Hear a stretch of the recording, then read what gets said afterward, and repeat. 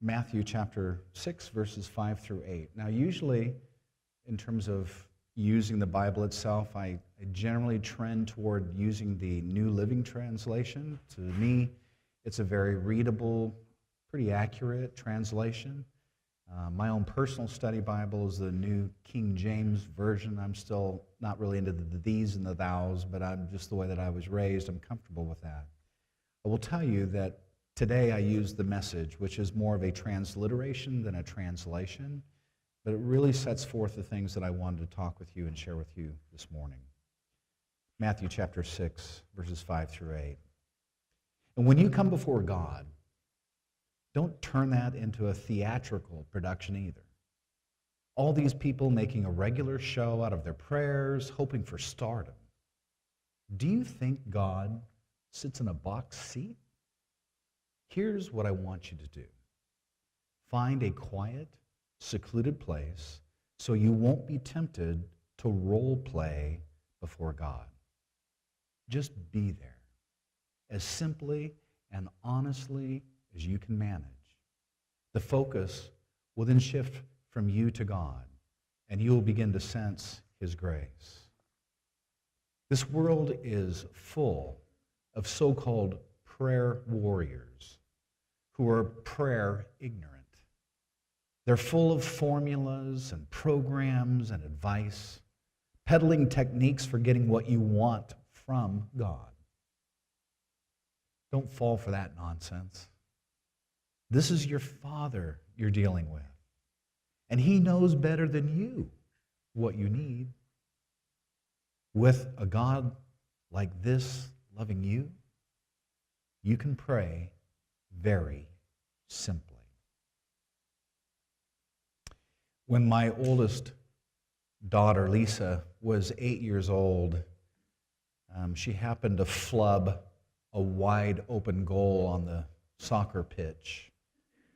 Now, mind you, she went on to become a terrific high school soccer player. She even had a scholarship to play for a college in Southern California. She was really good. But everyone, of course, has an off day. She just happened to have hers in front of family and friends and onlookers in the finals of a soccer tournament. Now, her performance started extremely well. If you were to watch Lisa, you would have watched her dribbling and deking the ball up the field like she were Mia Hamm. But just prior to taking that shot on goal, her efforts took a header, and she missed the shot wide right, in front of what was essentially a wide open goal. And I can still see her today, staring straight ahead, eyes betrayed by a right foot that had been trained for thousands of hours to know exactly what to do in that set of circumstances. And the silence in the stadium was only broken by the pounding of my own heart.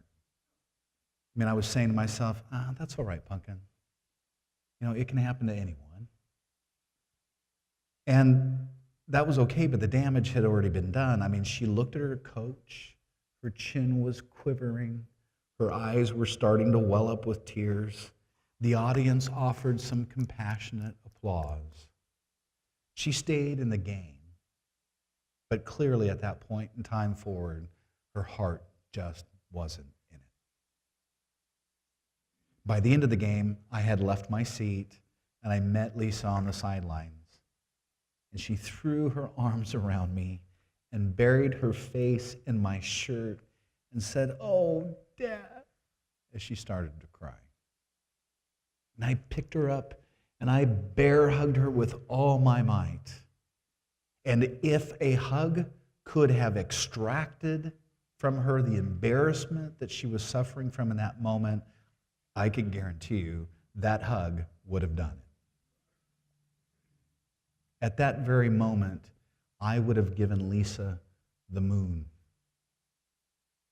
And all she said was, "Oh, Dad."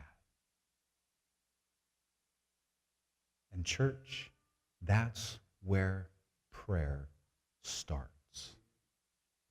Prayer begins with an honest, heartfelt, "Oh, Daddy." Jesus taught us to begin our prayers actually by saying, "Our Father in heaven," Matthew chapter 6, verse 9.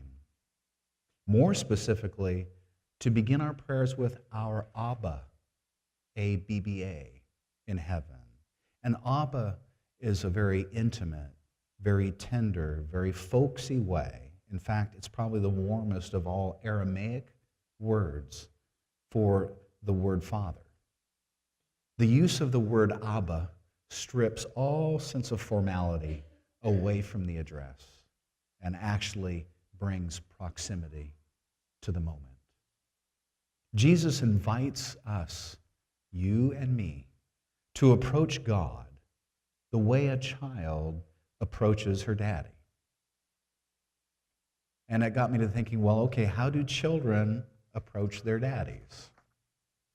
So, with school having recently begun, I took a few moments away from my day job, and I actually went to a playground to find out how children approach their daddies. So I parked myself under a bench, under a tree, and I took some notes. Now, I will tell you that most of the kids that day were picked up by their moms, not by their dads. However, there apparently were just enough dads who had carpool duty that day to where at least I could finish my research. For instance, when a 5-year-old boy with this Superman backpack saw his father, he shouted, "Yippee!" I heard another one say, "Ice cream!" as she was running toward her daddy. Apparently, he had made a promise to that little red-headed girl. "Pops, over here, push me," I heard another boy yell to his dad. He was wearing the Padres cap. And I heard requests like this one. This was an interesting one. "Daddy, can Tommy come home with me today? His mommy is on a trip, and he doesn't want to hang out with his big sister because she won't let him watch TV and makes him eat," and he went on and on and on and on. This little child was like a broken fire hydrant, just spewing words, but at least was engaged with his daddy. I also heard questions like, "Well, Dad, are we going home now?" And I also heard excitement too. Dad, look what I did in class today." Here's what I did not hear, and I wrote this down. "Father, it is most gracious of thee to drive thy car to my place of education and provide me with domestic transportation. Please accept my deepest gratitude for your benevolence, for thou art splendid in thy attentive care and diligent in thy dedication." Church, I didn't hear that.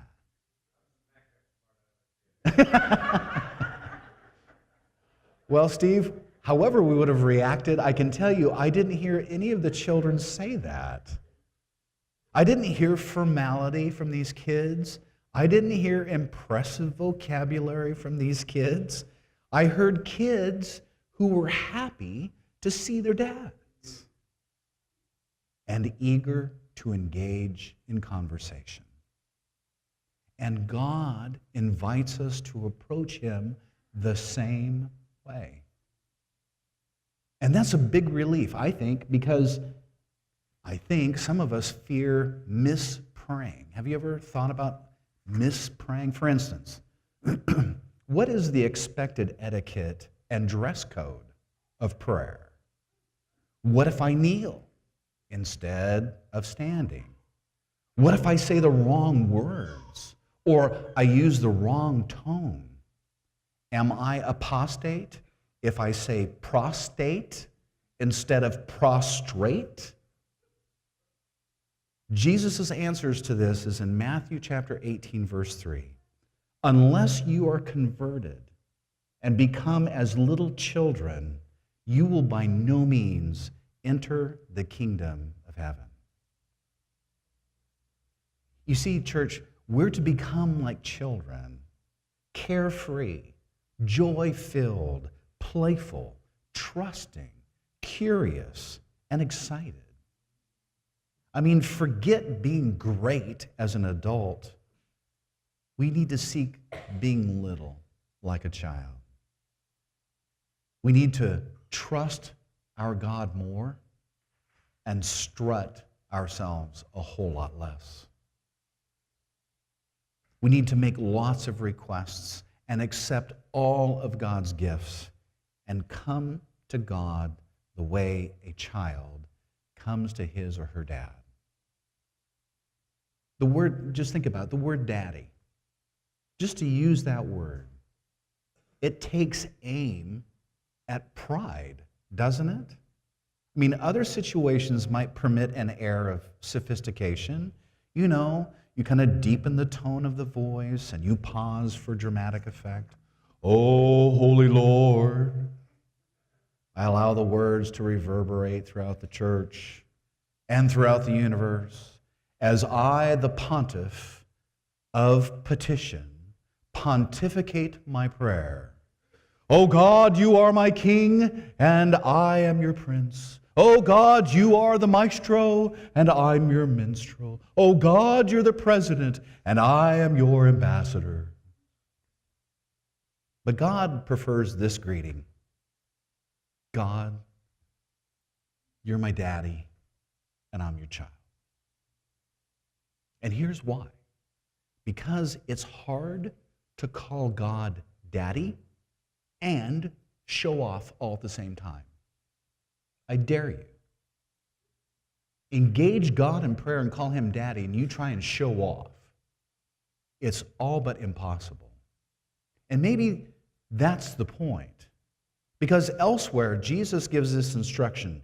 And when you come before God, don't turn that into some theatrical production. All these people making a regular show out of their prayers, hoping for stardom. I mean, do you think God sits in a box seat?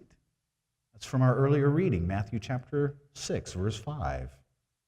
And religious leaders loved, and still love, to make theater out of their prayers. They quite literally, in Jesus' day, perched themselves on high boxes, or certainly areas where they could be seen at really busy intersections of roadways, and practiced their public piety before the people. Their show nauseated Jesus.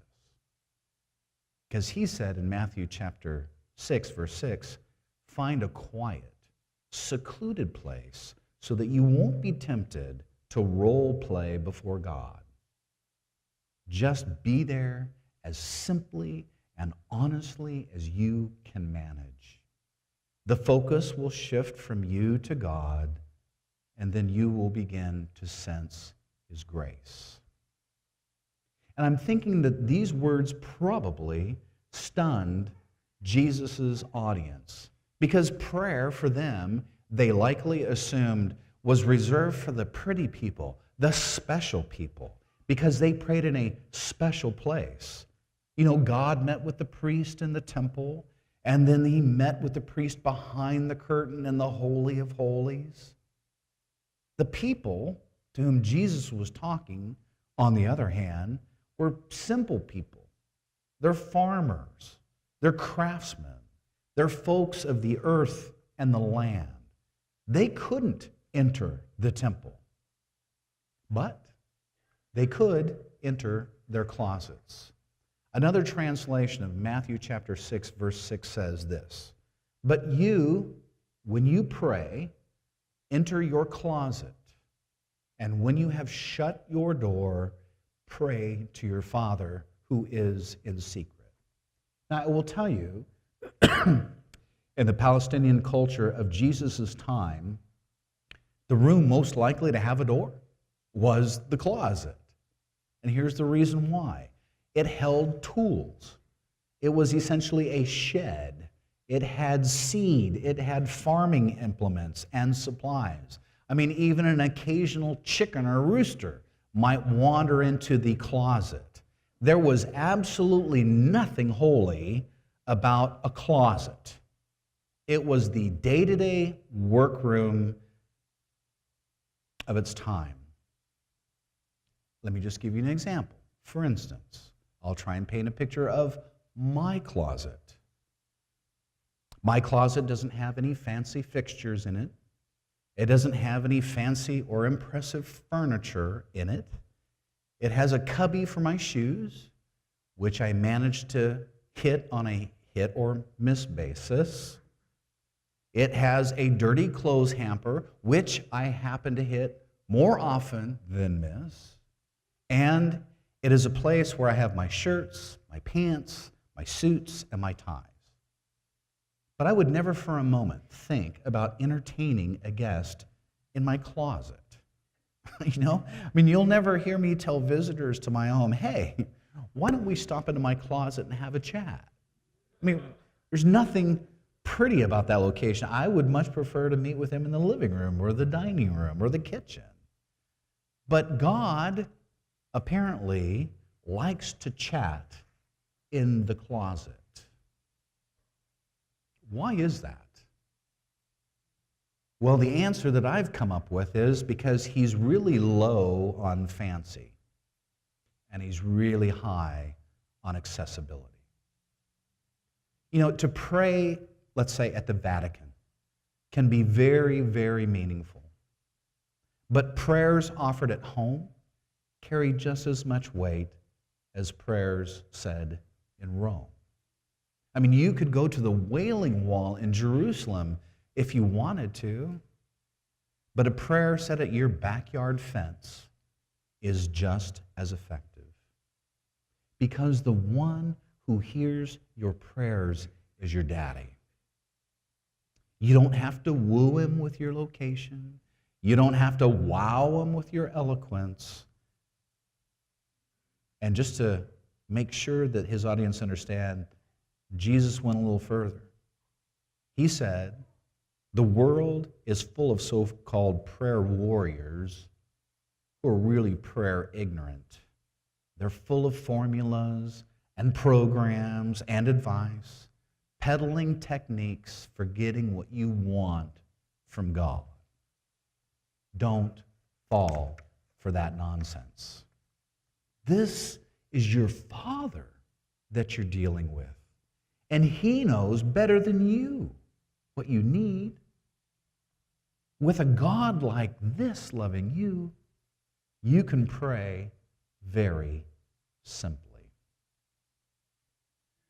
You see, Jesus downplayed, I believe, the importance of words in prayers. Unfortunately, we tend, I think, to do just the opposite. Like the more words, the better. The better the words, the better, for that matter. Let me use some example. I don't know if you have any acquaintances who are Muslim. I don't know if you've ever heard their prayers. And I have, and they can be pretty impressive. Really impressive. But they must be properly recited at each of the 5 appointed times during the day. Have you ever heard a Hindu prayer or a Buddhist prayer? Those prayers are profound. But their prayers depend on mantras and words and syllables. Tragically, even branches of the Christian faith emphasize the appropriate prayer language, or the latest prayer trend, or the holiest of prayer terminology. Against all this emphasis on syllables and techniques and times and methods and rituals, Jesus says, don't fall for it. Vocabulary and geography might impress the people before whom you are praying, but I will tell you, it doesn't impress God. The truth is that there is no panel of angelic angels with these numbered cards that are held over their heads after they hear you utter a prayer. I mean, you don't have an angel holding up a 10 on his card saying, wow, that prayer was a 10. God will really hear that one. As opposed to the other angel who is holding up a 2 and says, wow, that was pretty bad. I mean, couldn't you have just given it a little more effort? Couldn't you have tried just a little harder? Wow, you only got a 2 on that prayer this morning. You need to go back to the drawing board and try again. Church, prayers aren't given style points, and prayer is not a competition. Just as a happy child cannot mishug their parent, the sincere heart cannot mispray. Heaven knows life has enough burdens without the burden of having to pray correctly. Frankly, church, if prayer depended on how I pray, I would be sunk. But if the power of prayer depends on the one who hears it, and if the one who hears it is my daddy, then I have hope. And so do you. You see, church, prayer really is that simple. It's not complicated. Don't take undue pride in having this well-crafted prayer, and don't apologize for incoherent ones either. Just come to God without playing games. No games, no cover-ups, just be honest. Honest to God. Climb into his lap. Tell him everything that's on your heart. Or maybe tell him nothing at all. Just lift your heart to heaven and declare, Daddy. Because sometimes Daddy is all we can muster. Stress, fear, guilt, grief, demands on every side of us. Sometimes all we can do is summon enough to say, oh, Daddy. And you know what, church? That is enough.